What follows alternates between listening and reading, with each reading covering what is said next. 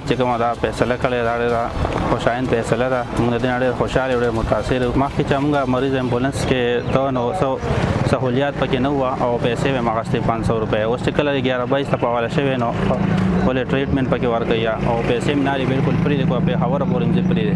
زه د مردان اوسیدونکې یم. موږ به چې مخکې پیشنټ ډاکټر ته راوستو، ډاکټر به چې موږ ته پیشنټ د یو هاسپټل نه بل هاسپټل ته ریفر کو نو موږ ته ډېر زیات مسلې وي. مطلب دلته پرایویټ امبولانس به وي یا به تیل نو یا به پنچر مسله وه. زه زنانه ذات یم یا به چې بهر موږ ګاډي پسې وتو مسله به وه.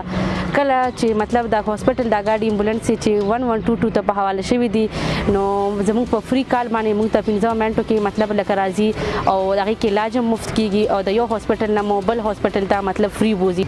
زه تورو مردان اوسیدونکی یم. مونږ مخکې به د دې هسپتال ګاډي بچو نو هغه به مونږ به وتر 1500 روپۍ به رانه اخیستې او څه سهولت هم پکې نه وه. بس هلته کې به ریپریټ کوو بای دا ډیزلو پیسې ده نه مونږ اخلو نور نه الو. او دا اوس 11-22 ته دغه شوی دی نو مونږ په ډېر مطمئن یو که وړوکي داسې سر ماتي یا نور څه دغه که نه ګاډي کې هر څه وشي که نه او مونږ پرې ډېر خوشحاله یو. اوس مو فری بالکل وړي. اوس مو لکه پیسې مېسې نه علي بالکل. مخکې به مونږ ته زموږ پیشنټ چې دی نو به مونږ چې کله شفټ کول نو ډېر زیات مسلې به مونږ ته کله به د ګورنمنټ هاسپټل امبولانس و کله به نو کله ټای پنچر کله یو مسله کله بل مسله. اوس چې کوم دی نو امبولانس چې کله نه 1122 ته ورکړی شوي دي نو دی زموږ نه پیسې نه اخلي یعنې فري آف کاسټ زموږ پیشنټ شفټ کوي.